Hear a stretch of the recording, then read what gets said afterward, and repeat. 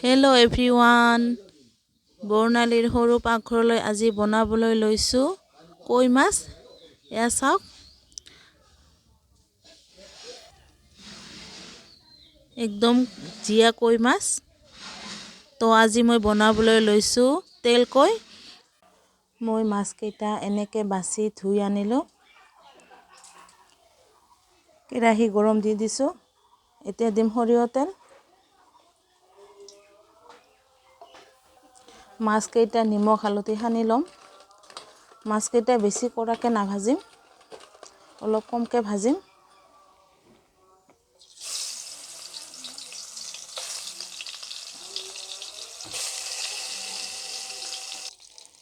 মোৰ মাছ কেইটা ভাজা হৈ গৈছে, বেছি ভাজি লোৱা নাই, অলপকে ভাজি লৈছো।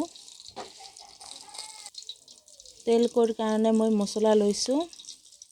জিৰা 2 চামুচ, আদা 1 চামুচ আৰু কেঁচা জলকীয়া 3 চামুচ। আজি মই মছলাখিনি মিক্সিত কৰা নাই, শিলপাটাত কৰিছো। মই মাছ ভাজা তেলখিনিতে আৰু অলপ দি দিছো তেল। তেল কৈ বনাবলৈ হলে অলপ তেলখিনি বেছিকে দিব লাগে। আৰু মই ইয়াত দি দিছো গোটা জিৰা পুৰণ। মই মছলাখিনিৰ লগতে হালধিৰ গুড়ি 1 চামুচ মিহলাই লৈছো। মছলাখিনি দি দিছো।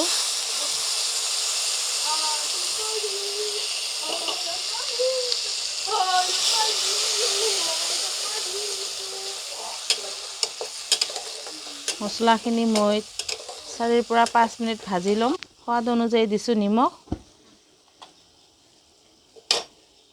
2 চামুচ।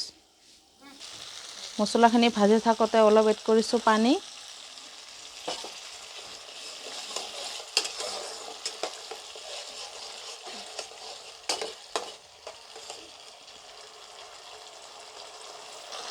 মছলাখিনি কিন্তু লাৰি থাকিব লাগিব, নহলে লাগি ধৰিব। আদা দিছো, আদা দিলে লাগি ধৰে, সেইকাৰণে মই মছলাখিনি লাৰি আছো। 4 পৰা 5 মিনিট মছলাখিনি ভাজি লোৱাৰ পিছত এতিয়া মই ইয়াত এড কৰিম পানী।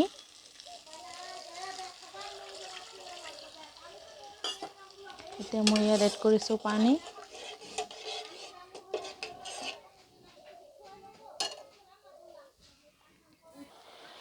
এতিয়া মই মাছ কেইটা দি দিম। আজি কই মাছ কেইটাৰ লগতে আছে, এয়া চাওক, সৰু শিঙি মাছ। এইটো শিঙি মাছখিনি এটা শিঙি মাছ, সেইকাৰণে মই কই মাছ কেইটাৰ লগতে দিছো।